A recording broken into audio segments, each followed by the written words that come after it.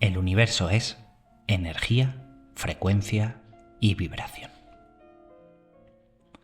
Cuando miramos al cielo, creemos ver el vacío, pero ese vacío está vivo, está lleno de vibraciones invisibles que llamamos campos cuánticos. No se pueden ver ni tocar, pero están ahí, oscilando sin cesar, como si el universo nunca pudiera detenerse en silencio. Cuando haces una llamada con tu móvil, lo que ocurre es una perturbación real en uno de esos campos, el campo electromagnético, que transporta la señal como una onda invisible a través del espacio hasta llegar a la antena del destino. En física, un campo es una manera de describir cómo una propiedad está distribuida en el espacio.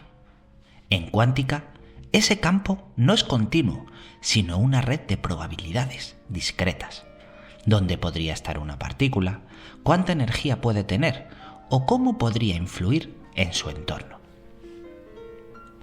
Tener masa, en este lenguaje, significa que el campo necesita una cantidad mínima de energía para activarse. Esa energía es la masa en reposo de la partícula. La materia, entonces, no es más que una excitación puntual de unos pocos campos cuánticos especiales, el del electrón, el del quark up, el del quark down. Son campos que vibran con intensidad porque requieren más energía para manifestarse. El campo electromagnético, en cambio, no necesita masa para vibrar. Es pura propagación. Sus oscilaciones transportan energía y sincronizan el sistema, pero nunca llegan a materializarse, a menos que interactúan como pasa en las interacciones entre electrones. Tal vez eso se deba a que el electromagnetismo no es un campo más, sino la propia vibración del entramado cuántico. Al no tener masa, la energía en reposo es cero y no podemos detectarla hasta hacerla vibrar en un tipo de espectro frecuencial. Según el modelo estándar, conocemos 17 partículas diferentes que generarán 17 campos fundamentales. Cada uno es como una ola posible en un océano invisible que vibra en diferentes planos de energía. Imagina que el universo está lleno de fluidos invisibles, capas superpuestas de diferentes densidades y colores. No se mezclan en reposo, pero si agitas el sistema con la energía suficiente, algunas capas reaccionan, se conectan, como golpear la superficie de un estanque y ver cómo saltan las gotas. Aparecen nuevas partículas donde antes no estaban. Por ejemplo, cuando rompemos un neutrón al colisionar con un electrón en un acelerador de partículas, el resultado es un protón, un electrón y un antineutrino, de donde salieron. Cada partícula surge como una excitación en su campo asociado, pero estos campos no están aislados. Si aportamos suficiente energía al sistema, se puede cumplir una condición de transición. Un quark down cambia a un quark up, y eso hace que un protón se convierta en un neutrón o viceversa. No es que salte a otro campo, sino que la red reorganiza su vibración para adaptarse a una nueva configuración permitida. Pero nada es gratis. Esa transformación debería de conservar la energía, la carga y el equilibrio del sistema. Por eso emerge también un electrón y a un antineutrino. Son campos opuestos que se activan como respuesta simétrica para mantener la coherencia total del evento. Y en esa reorganización aparece lo que llamamos la interacción débil, un proceso que no vemos directamente, pero cuyo rastro es claro. Una vibración invisible que activa el intercambio mediado por los bosones W y Z, como si el sistema corrigiera la red para no romper sus propias reglas. Un detalle fascinante es que estos campos no aceptan cualquier energía, solo vibran en porciones discretas y exactas. no hay medias tintas. O hay suficiente energía para excitarlos o no pasa nada. Por eso decimos que las partículas no tienen masa en sí misma, sino que son la energía mínima necesaria para hacer vibrar su campo. Nada aparece por debajo de ese umbral. Mira el caso del electrón. Si inyectamos 0,511 megaelectronvoltios de energía en su campo, aparece un electrón, como si la vibración mínima del campo se tradujera en algo material. Si inyectas el doble, 1,022 megaelectrones-voltios, aparecen 2. Todo ocurre en unidades exactas. Todo es discreto. Todo es vibración cuantizada. Así que, quizá, el universo no está hecho de objetos, ni siquiera tal vez de átomos, sino de patrones, de ritmos, de música codificada en 17 notas, una por cada tipo de campo, una por cada tipo de partícula. Todo lo que somos, todo lo que vemos, no sería más que una forma de resonancia en esta red invisible. Piensa en esto un momento. Un átomo de hidrógeno puede transformarse en uno de helio, luego en carbono, luego en oxígeno y también en la dirección opuesta, y solo intercambiando partículas en su núcleo. Ni siquiera en ocasiones necesitan cambiar de esencia, solo reacomodar lo que ya tienen. Así que, en el fondo, todos los elementos son variaciones de un mismo patrón. Es como si el universo empezara tocando una nota simple, el hidrógeno, y poco a poco, a través del tiempo, de la presión, de las densidades, esa nota se enriquece en un bucle de complejidad creciente. Todo es lo mismo, reorganizado, eso sí. Un ciclo sin fin de transmutación que nace de una sola vibración primigenia. Y ahora que entendemos que el universo es un campo vibrando, nos preguntamos, ¿qué provoca estos campos? Hola amigos, hoy vamos a pensar sobre el spin, ese gran desconocido y que, como veremos, es la forma de localizar una partícula dentro de nuestra red, una firma al momento de crearse. Después de esta larga introducción, donde hemos explorado el modelo estándar y su teoría de campos, vemos cómo el universo puede describirse de forma probabilística, discreta, matricial y sobre todo basada en la energía, tal y como hemos expuesto en los capítulos anteriores de la Matrix cuántica. Pero en nuestra matriz cuántica damos un paso más. No partimos de campos separados, sino de una única estructura energética, vibrando en modos de frecuencia, pero interconectados a través de una estructura universal. Todo nace de la red cuántica de bucles, o red de spin, una estructura que no solo une, sino que organiza la realidad desde dentro.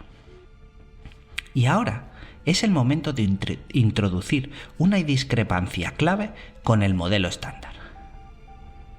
Tal vez el universo no se describe con partículas, sino que es un universo vorticial.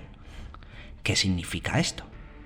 Todo lo que percibimos como materia parece estar girando, como si el universo se organizara en remolinos de energía.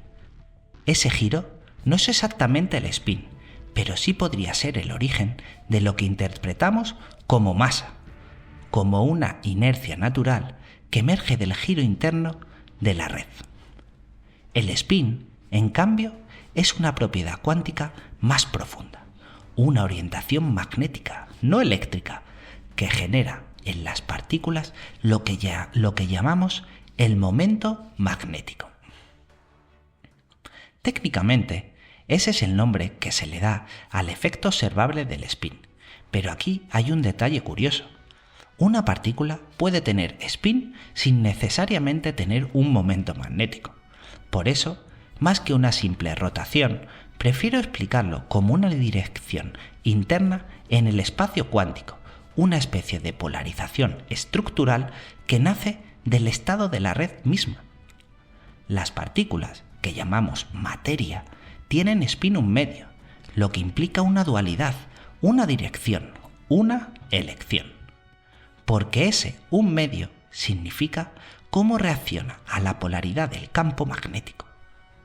En cambio, los mensajeros de la red, como los fotones y los gluones, tienen spin 1 y no tienen masa, simplemente fluyen, son los hilos de sincronía entre los nodos. Y luego están los bosones Z, W, con spin 1, pero también con masa. Son otra cosa, no son mensajes, son más bien huellas, residuos, apariciones momentáneas que surgen cuando una vibración se rompe o se transfiere a otro punto de la red. Son el precio energético de alterar este tejido cuántico. Y lo más interesante es que ese residuo energético lo hemos aprendido a utilizar. Las centrales nucleares funcionan así. Partimos de un átomo altamente energético, lo descomponemos y el resultado son partículas de menor energía, más un sobrante, que identificamos con esta interacción débil. Ese residuo es lo que aprovechamos, como en química, pero con física de partículas, física cuántica. Y ese residuo es información estructural de la red en forma de energía, como si rompiéramos la red. Antes de continuar, quiero agradecer a todos los que veis mis vídeos. Gracias. Y en especial a los que comentáis. Sois todos unos cracks. Gracias por vuestro apoyo en cada vídeo y vuestras visiones tan enriquecedoras. Recuerda, si te gusta la física cuántica, los misterios del universo y pensar más allá, subo un vídeo todas las semanas con temáticas que te van a sorprender. Suscríbete y compruébalo por ti mismo. Ya estamos cerca de los 1000 pensadores. Ahora, continuemos con otro capítulo de nuestro universo cuántico, donde avanzaremos en la idea de un todo unificado, formado por energía empaquetada, frecuencia y vibración. Spin 1/2, la masa, el giro y la dualidad. Decimos que una partícula tiene carga y asumimos que eso la hace interactuar con campos eléctricos. Pero eso no la convierte en un imán. La carga eléctrica puede estar en reposo. El magnetismo no. Siempre implica movimiento y en cuántica ese movimiento se manifiesta como una orientación magnética, el spin. Los electrones, los quarks, los átomos, las galaxias, todo parece girar, pero ese giro no es una simple rotación mecánica. En el mundo cuántico, el spin es una propiedad intrínseca que no depende del movimiento externo, sino de cómo una partícula se alinea con la red profunda del universo. El spin genera lo que conocemos como momento magnético, un comportamiento direccional, como si cada partícula fuera un pequeñito imán. Un electrón, por ejemplo, tiene carga negativa y spin -1/2, y por eso se comporta como un imán cuántico. Pero lo curioso es que un neutrón sin carga también tiene momento magnético. ¿Cómo es esto posible? La clave está en la estructura interna. El neutrón está compuesto por quarks que sí tienen carga y spin 1/2. Su configuración interna produce ese momento magnético, aun cuando el conjunto es neutro. Esto demuestra que el magnetismo no proviene solo de la carga, sino de cómo la energía se organiza dentro de la red cuántica.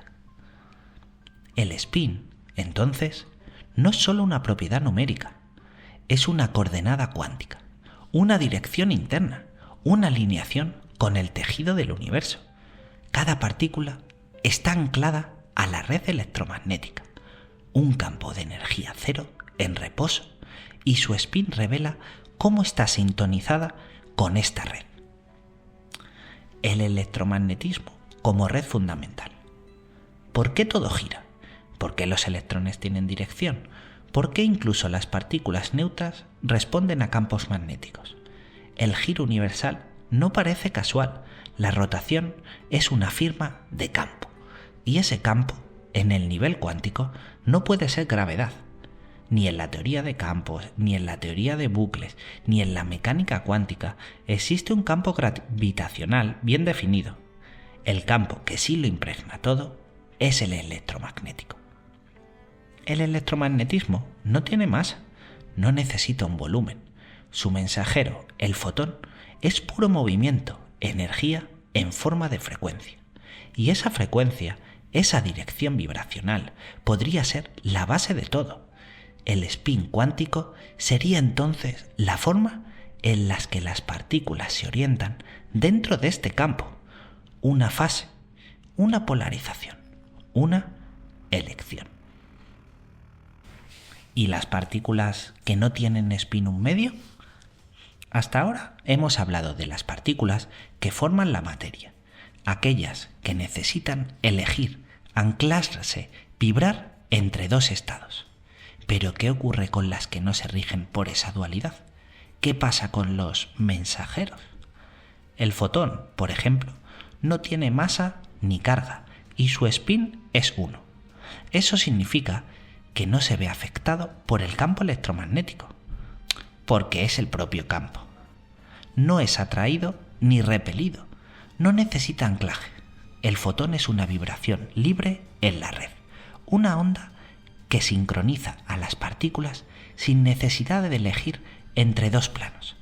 Es la oscilación misma, es la frecuencia de muestreo, basada en la velocidad de la luz.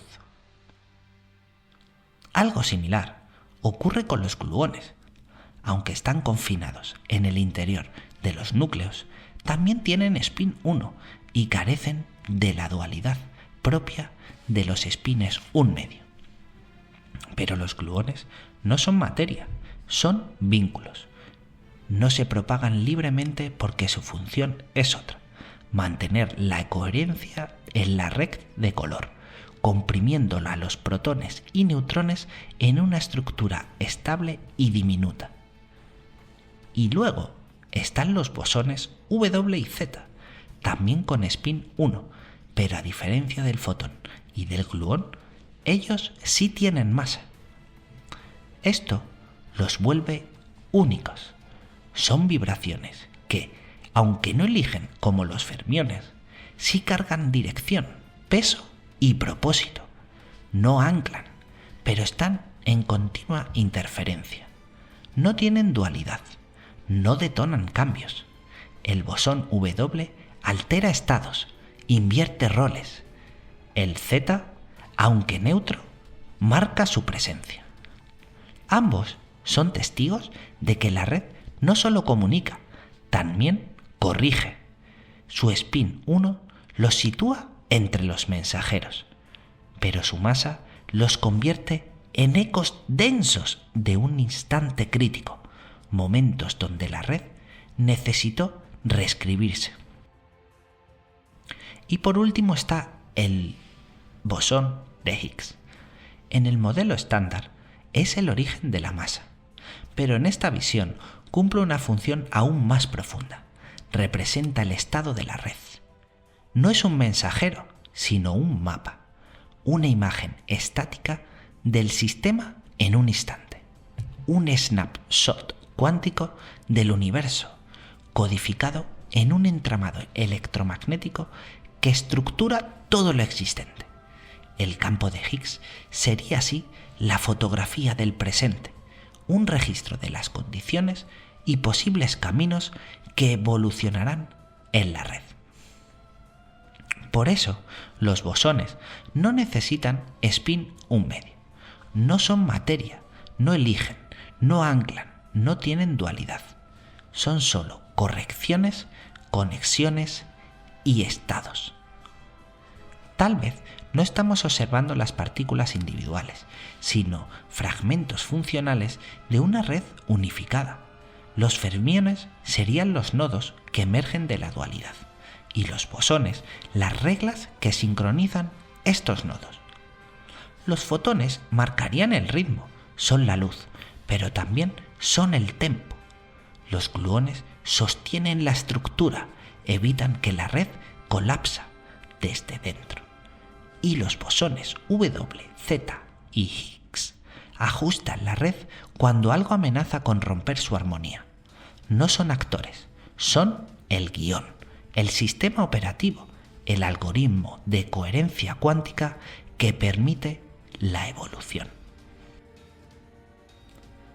En el próximo capítulo hablaremos extensamente de los bosones Z y W, los llamados portadores de la interacción débil. El otro día escuché a un físico responder a la pregunta ¿cómo sabemos que existe la interacción débil con esto? Porque vemos fenómenos que no pueden explicarse con las otras tres interacciones. Y pensé automáticamente, aquí hay donde pensar. No os lo perdáis porque vamos a relacionar química y física cuántica para demostrar que al final, como es arriba, es abajo. Bueno amigos, hasta aquí el final del vídeo. Como vemos, el spin es toda una fuente de preguntas y hemos visto que no tiene nada que ver con girar, sino con la orientación y tal vez con que el universo tiene una dirección, una influencia por algún campo que tiene esa dualidad, como el campo electromagnético. Quizá por eso el spin existe, porque hay una dirección en el universo, un flujo, una simetría inherente. Un universo en movimiento necesita claramente una propiedad que marque ese movimiento, que le dé una orientación. El spin no es un añadido, es la prueba de que estamos dentro de una red que está girando, de que el universo no puede estarse quieto. Si os ha gustado, darle al like, que siempre ayuda. Os veo en los comentarios y ampliamos juntos el debate hacia una nueva cosmovisión. Recordad que siempre os contesto y me encanta que expongáis todas vuestras visiones personales. Es un placer revisar cada uno de vuestros comentarios. Sin más, un abrazo y paz para todos.